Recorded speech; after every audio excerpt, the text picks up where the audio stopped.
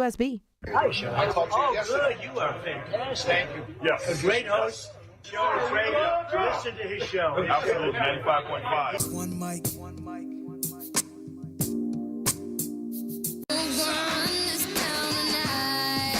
Shelley Winter Show live, local, topical, and relevant. And joining me in the studio, he is a winner. Last night, you finished in a runoff, Senator John F. Kennedy for Lieutenant Governor. Congratulations and welcome to the Shelley Winter Show. Shelley, great to be with you. Thank you for that. That's a great intro. And, we're very pleased with the result that we got. It's been a hard-fought race. 7 of us that were qualified. So that's a lot of people running for one office. But we, thank goodness, with a great campaign team, I think a good message, and it landing well with Georgians, we saw some really good results, and so we're pleased with where we are. So wasn't a lot of advertising coming out of that race. So tell us the message. What was the message that you carried around the state? You know, the message was, number one, this is an incredibly important year for politics for Georgia. Not because of who's running, but the fact that all 4 of our top constitutional officers in this state are going to be new come January of 2027. There may be some familiar faces, but we're going to have new folks there. And, I think, Shelley, that we have been blessed to have had Governor Brian Kemp as our governor and had his hands on the helm of this state and this economy for the last 7.5 years. And we've had great conservative leadership. But if we don't get the right people in these critically important offices going forward, our tomorrow may not be as good as our yesterday. And I want our tomorrow to be just as good and better for not just us, but our kids and grandkids. And so that's the message. First of all, let's understand how important these are. And for second, I'm running because, number one, I want to keep Georgia growing. I want to keep Georgia learning, and I want to keep Georgia safe. And you're running for a lieutenant governor, of course. I am. Now your previous position, tell people where you're coming from. Yeah, so I had the honor of getting to represent 6 counties in middle Georgia and serve as the state senator of the 18th district. And so I did that, and the last 3 years of my service, Shelley, as you know, I got the privilege of leading the Senate chamber as serving as the president pro tem. So, that's the highest office in the Senate. It's also one step down from the lieutenant governor. So whenever the lieutenant governor's not there, the president pro tem presides and does the job of that office. So I've had some good training over the last 3 years. And also, what it did, it made me look at issues for the state of Georgia as a whole rather than what's just best for the 6 counties that I represented. So, again, good training, good opportunity, and I hope what I will have is a good opportunity to serve in a bigger way. Now, you guys, I said this early on. I thought everybody in the lieutenant governor's race, probably one of the most stacked campaign or elections that we had in terms of talent. You came out of it in a runoff. What do you say, first of all, to those who did not get to the runoff? Is there a message for them that you'd like to say to them, something nice to get their endorsements? Like take this opportunity. Yeah, Shelley, man, you're good. You teed it up for me good. Thank you. The truth is we had really good people that offered themselves to serve in a larger, more demanding way this beautiful state that we all love. And I thank everyone who offered themselves for service, because that's the first critical decision you and your family have to make is, am I willing to do this? Because it may be a long road. It may be, maybe kind of difficult. And that's okay. Campaigns just by their nature are that way. And so we had some really good people offer themselves for service. So I thank them for that. Number two, we also had some people with significant tenure of service. Senator Steve Gooch, who served as a majority leader in a very distinguished way for many years, and other leadership positions, and served his area from Dahlonega and his Senate district so exceedingly well. That's just one example. And so one of the losses that we're going to have in the Senate chamber is a lot of that institutional knowledge and people that did serve with distinction the right way and honorably for quite some time. We're going to have new people filling those and filling those spots. and that natural evolution is okay. But it just creates a little more challenge, right, for those of us that we hope to come back in 2027 as we bring in new people to help run the Senate. Earlier, we're in the studio with Senator John F. Kennedy. He's in a runoff for lieutenant governor. You talked earlier about keep Georgia growing. How do you propose to do that, and what changes, or I guess what changes would you look to make to keep that growth? Yeah, we've got to keep Georgia growing because we've got to make sure that our families, our hardworking Georgians, have those opportunities to have good-paying jobs so that they can take care of their families. Those good-paying jobs come from businesses that are attracted to come to Georgia, to stay in Georgia, and to expand in Georgia. And so that's making sure that we understand that critical relationship between the private sector, between business and the state, and that largely means the state doing what it can to attract business and getting out of the way so that businesses can provide those jobs is the first part of that. But to drill down a little bit further, one of the things I want to look at doing is making sure that we get some tax relief, much needed tax relief for the people of Georgia. One of the things I'm keenly interested in that was worked on this past session, but they didn't get it across the finish line. But Shelley, when I crisscross the state, I hear so much about the strain of property taxes on our Georgia taxpayers, and people are looking for structural changes in our property tax system. And what does that look like when you say structural? Because you're the first person I've heard use that term, structural changes, which leads me to believe you're not talking about just getting rid of it wholesale, but making changes to it. Can you explain what you mean by structural changes? Exactly. So, right. And it's not just tweaking a tax rate or changing or capping potential value increases so that the millage rate stays, hopefully more favorable. It is looking at things, and I want to give a nod to our House and the Speaker and some ideas that they had on their bill that they proposed, which was a way to eliminate property taxes on your homestead and 5 acres. Was one good idea. And so that would be structural changes. Now, let's be honest, okay? We need to be transparent when we talk about making big changes like this. This doesn't mean that the taxes are going to evaporate and go away.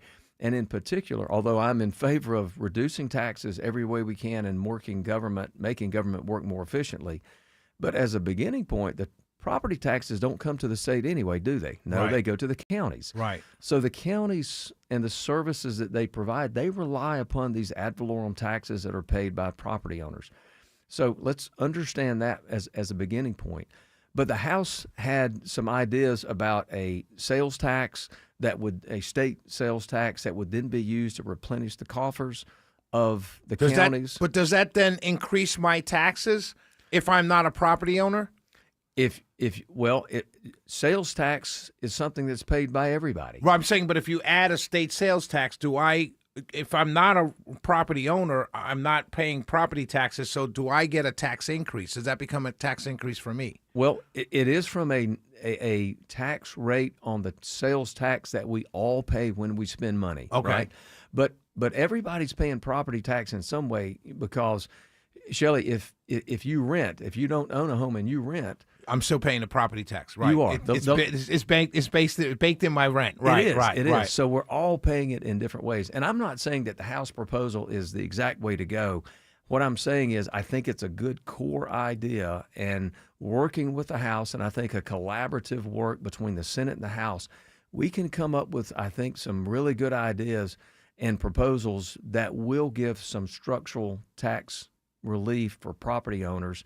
And again, like I said, I'm not saying here is Exhibit A on exactly where this needs to go, but I'm open to all good ideas, and I have a reputation for listening first and talking last, and I'll do that in this issue as well. So you came in first place, pretty sizable lead. How do you get across the finish line? Early voting starts June 8th. We have a week of early voting, and then that Tuesday is Election Day. What's the plan going forward? We're going to continue to do what we've done for really the last several months. We announced back in June, but But what we will do going forward is going to where the voters are and giving our message and letting folks, letting me meet as many of them as possible, giving them the message of what my vision is for the state of Georgia going forward, and talking about a history that I have from serving for 11 years in the Senate, but the last 3 in the top leadership position where we got some significant legislation passed. And we did so in a way where it was about, I think my history really, Shelley, is about results, not rhetoric. You know, some guys will, as politicians, they love to talk about all the things they're going to do. And when you get to the end of the year, you look back and, well, they didn't really get much done. And so I've got a reputation of under-promising and over-delivering. And unfortunately, this past session, we saw some real difficulties and some disappointments with some things that were touted as going to be accomplishments by the end of the session that didn't quite come to fruition. But for me, I think what it means is making sure we get that message out and folks understand about how I want to lead as we go forward. You started by talking about Governor Kemp, right? Yes. And then you just said we had some things we talked about, we want to get done, we didn't get done. Am I being paranoid if I take that as a shot against some people in leadership, or am I reading too much into the statement? Well, you may, I don't know if you're reading too much into the statement, but I think if you go back on this tax issue, for example, the Senate was focused on trying to reduce and, as initially discussed, eliminating the state income tax. The House was focused on trying to bring meaningful property tax relief for Georgians. And so each had their focus, and each were moving forward. And what we wound up with was not what was initially discussed of getting rid of the state income tax. Understood. But I would tell you that at the same time, what I want to make sure we do is that we do it in a thoughtful way. You know, when I was put on the special committee to look at eliminating the state income tax, my statement was 2 things. I said, we need to be thoughtful about how we reduce the income tax, which, listen, I'm all for reducing taxes anytime and every time that we can. But let's understand the effect if we were to, for example, get rid of the state income tax, which is a good goal. But let's make sure we understand what's going to happen if we do that. Right. If there some negative consequences?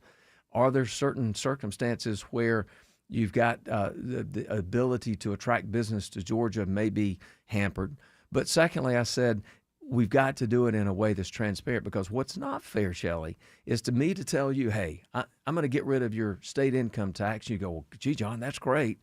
And then you find out a year or 2 later, your other taxes and other fees and other things Absolutely. you pay went up more. Right, and well, that's that's not fair. That's and that was the biggest fear on a part of a lot of us. Going to throw out, just because we're running out of time, data centers. People, communities, local communities seem to be against them. What's your stance? Is it a local issue? Is it a statewide issue? Is it a lieutenant governor's issue? Well, it is a local issue in this sense. The 2 things I think are the important drivers behind the data center, whether you call it an issue, a problem, or an opportunity.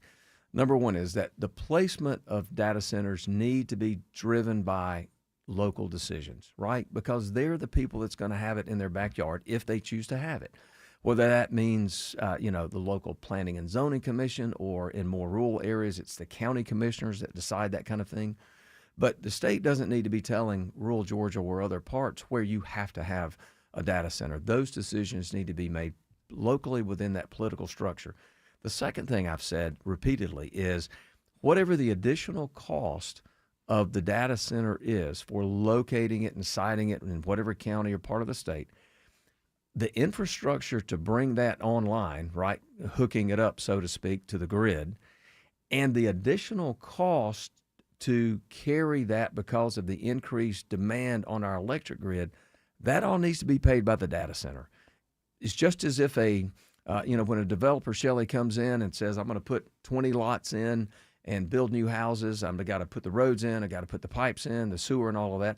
The developer pays for that, right, on the front end, and then it's ultimately paid by those that choose to live there. Well, it's the same thing with a data center. But second, we as ratepayers, your electric bill at your house and my power bill at my house doesn't need to go up just because a data center moved in and put stress on the ability to provide that load demand. And I think there's some things that are in the system now that are there to protect against that. But I want to be very guarded, and I want to make sure that increased low demand cost doesn't get visited on average ratepayers around Georgia. It needs to be paid for by the data center. We're in the studio with Senator John F. Kennedy. He's now in a runoff for lieutenant governor. Before we let you go, and I appreciate your time, I appreciate you coming down in person. Before we let you go, your 2-minute elevator pitch. You're on an elevator with a potential voter. What do you say? Hey, I'm John F. Kennedy. I'm a boy from a small town of Adrian, Georgia, of 800 people in South Georgia. I've never heard of Adrian, Georgia. And most people haven't, Shelley. It's that small. It's just that small. And I have been privileged to get to serve in the Senate. And what I want to do is make sure that we keep Georgia growing. That means we keep that pro-business environment. And you're listening to a guy who fought the fight in 2025 for tort reform and got meaningful tort reform passed, and you're already seeing insurance rates come down in Georgia because of it. Number two, I want to keep Georgia learning because I want to make sure that our kids that are graduating from school today, from our public school systems, that they are prepared for their tomorrow, which I'll tell you, I think is more complicated than my tomorrow was when I graduated from high school. And number three, I want to make darn sure that we keep Georgia safe. And that means that we at the legislative level and state government, that we make sure that our law enforcement, our sheriffs, they are properly resourced, they're properly funded, and they know that we've got their back, because it's critically important. Because in the worst of times, when we need help, who do we call, Shelley? We call law enforcement. Absolutely. We've got to make sure that those guys are taken care of. How can people get more information for the runoff? It's jfkforgeorgia.com. For those that want to get involved, we would love to hear from you. Love to have you on the team. It's JFK for Georgia. Also is the website for contributions. But we'd love to hear from you. Love to have people reach out to us and get active with the campaign. We've got less than 4 weeks. We've got the momentum. We're in a great spot. We've got a good plan to lead this state, and we're grateful for the opportunity and would love everybody to join us.